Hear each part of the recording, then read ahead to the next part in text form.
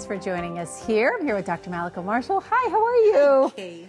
We are talking today for parents out there about kids and activities and overscheduling. It is like it's happening to everyone. Kids are doing so much these days.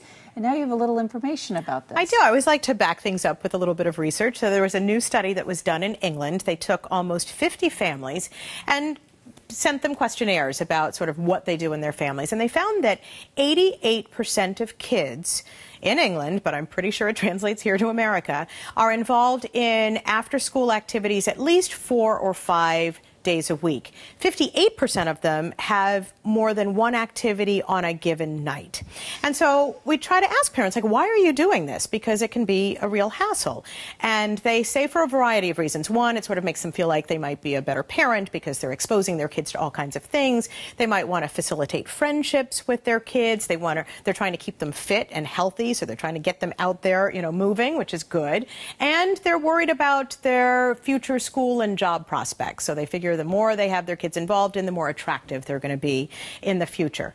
The problem is there are some pitfalls, right? Because families are completely overwhelmed and burdened. There's so much hassle between getting the equipment, the mouth guards, the balls, the snacks, working on carpooling arrangements. The driving, which is endless because a lot of these sports, for example, have you going up to New Hampshire and down to Connecticut. They consume your entire weekend. And kids are tired. So if they're doing activities during the week, sometimes they're not getting home till 8, 9 o'clock. They might still have homework left to do. And so it's trying to figure out how to strike a healthy balance where you're not making yourselves crazy, but you are exposing your kids to some other activities they might be interested in. What do you do in your household? Well, I make sure it's hard. This is, what everyone's faced with parents. We do a lot. We do too much, but your kids want to do something. They want to try something else. The sports go longer in the year now. They're not just one season. They're multiple seasons. I try to have a couple of days where my kids have nothing so that they have to go play and they have to go find stuff to do or they have to be bored. That's sort of our rule.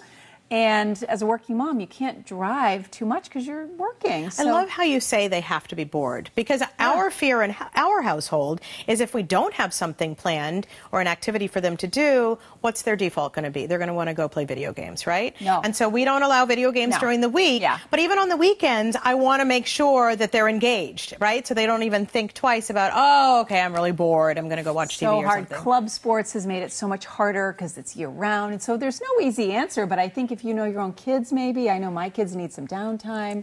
I try to make sure. I don't know. It's hard. But I like that idea of making sure that kids experience boredom, right? Because they need to sort of figure out what to do when they have downtime, because Lord knows we would love to have some boredom. When my kids tell me they're bored, I say, figure it out. Right. And you can't don't get off your phone and get off the TV. Figure it out. Go outside. Go find somebody to play with. Exactly. Right? That's what our parents did. They kicked us outside. That's right. And we made mud pies, right? Yes, exactly. It's hard. Well, we appreciate the advice. It's so hard these days. It is.